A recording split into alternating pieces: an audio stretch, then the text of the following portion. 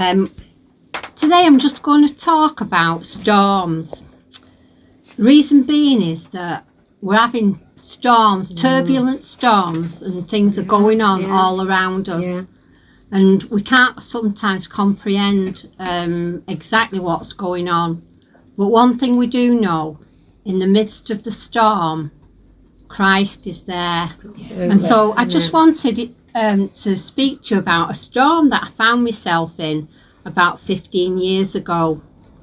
While we were in Austria on holiday, we regularly would go fishing by the lake nearby.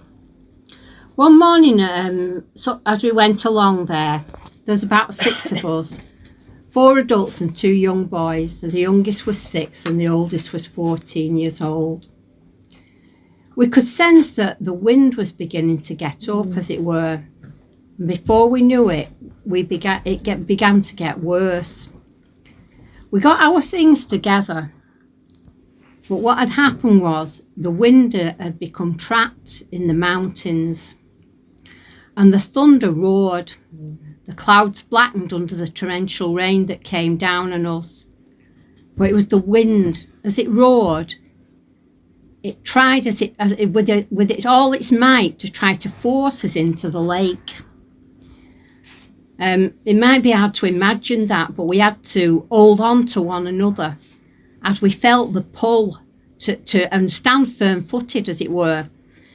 And eventually we managed to get away, and we rushed into a nearby restaurant where we were rescued from that terrible storm.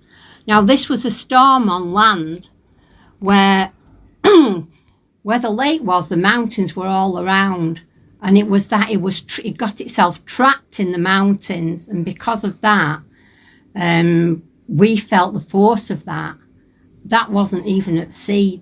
We was on dry land, fighting to survive, as it were, from being dragged into the lake.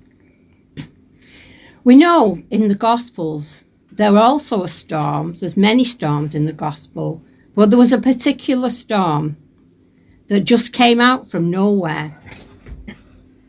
I've been to Israel, and I've twice been to on the Lake of Galilee on a fishing boat. Unfortunately for us, it was very peaceful and calm.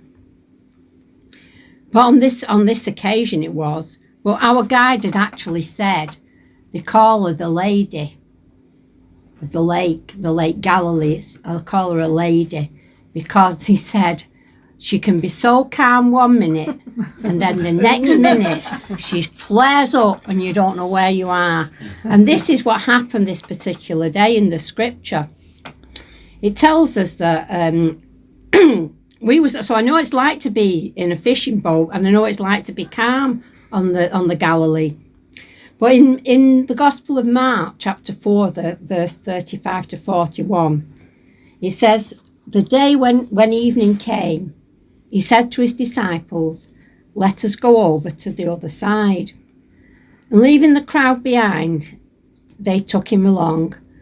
And just as he was in the boat, there were also other boats with him.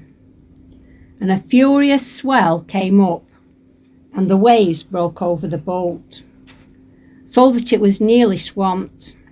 I can imagine that. Jesus was in the stern, sleeping on a cushion. And the disciples woke him and said to him, Teacher, don't you care if we drown? He got up. He rebuked the wind and said to the waves, Quiet, be still. And then the wind died down and it was completely calm. He said to his disciples, Why are you so afraid? Do you still have no faith? They were terrified and asked each other, Who is this? Even the wind and the waves obey him. Jesus is still the same today. In the midst of your storm, it could be sickness, financial difficulty, or many other types of storms that come into our lives. But he still speaks, peace, be still. The Bible tells us he will keep in perfect peace those whose mind is set on him. So today, and particularly with everything that's going on around us, I pray for each home, every home in this land, and those who are far off and those who might be listening. I pray, I say to you, peace. Peace be still, and may the peace of God be with you.